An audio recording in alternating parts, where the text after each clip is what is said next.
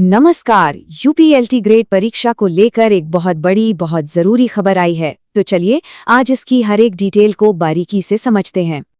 और ये देखिए, ये है वो ऑफिशियल अपडेट। सबसे बड़ी घोषणा तो ये है कि परीक्षा की तारीखों में कोई बदलाव नहीं होने वाला है। तो आइए अब इस आधिकारिक सूचना में और क्या-क्या है उसे एक-एक करके जानते हैं। तो सबसे पहली और सबसे अहम बात, देखिए परीक्षा को टालने की मांग तो काफी समय से हो रही थी, है ना। लेकिन अब उत्तर प्रदेश लोक सेवा आयोग ने बिल्कुल साफ कर दिया है कि परीक्षा अपने तय समय पर यानी 17 और 18 जनवरी को ही होगी, कोई बदलाव नहीं। अच्छा, तो जब परीक्षा की तारीख अब पक्की हो ही गई है तो अब सीधे काम की बात पर आते हैं। मतलब एडमिट कार्ड कैसे मिलेगा और पूरा का पूरा शेड्यूल क्या रहेगा।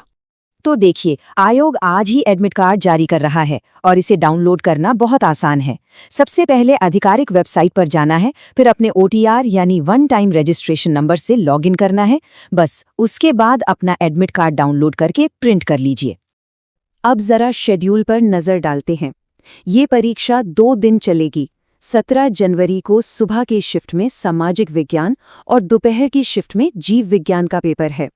और फिर अगले दिन यानी 18 जनवरी को सुबह अंग्रेजी और दोपहर में शारीरिक शिक्षा की परीक्षा होगी। चलिए, तारीख और शेड्यूल तो हो गया। अब बात करते हैं सबसे जरूरी चीज की, अवसर की। आखिर ये भर्ती कितनी बड़ी है और किन विषयों में कितने पद खाली हैं, ये समझना बहुत जरूरी है। तो आंकड़ा ये है, कुल 1826। जी हाँ, इस परीक्षा के जरिए इतने ही सहायक अध्यापक यानी असिस्टेंट टीचर के पद भरे जाने वाले हैं। और यहाँ पर इन पदों का पूरा ब्यौरा दिया गया है। जैसा कि साफ दिख रहा है, सामाजिक विज्ञान, जीव विज्ञान, अंग्रेजी और शारीरिक शिक्षा, इन चारों ही विषयों में पुरुष और महिला उम्मीदवारों के लिए पद अलग अलग रखे गए हैं। देखिए, तैयारी कितनी भी अच्छी क्यों ना हो, अगर परीक्षा केंद्र के नियम नहीं पता है तो आखिरी समय में बड़ी परेशानी हो सकती है। तो चलिए अब इन नियमों को भी समझ लेते हैं। हाँ, तो कुछ बहुत जरूरी बातें हैं जिनका खास ध्यान रखना है। पहली बात, समय पर पहुंचना है, क्योंकि परीक्षा शुरू होने से 45 मिनट पहले ही गेट बंद हो जाएंगे। दूसरी बात, अपने साथ 2 नई तस्वीरें, अपना ओरिजिनल फोटो ID और उसकी एक फोटोकॉपी, ये सब जरूर लेकर जाना है। और अब हम आते हैं इस पूरे अपडेट की शायद सबसे बड़ी और सबसे अहम जानकारी पर।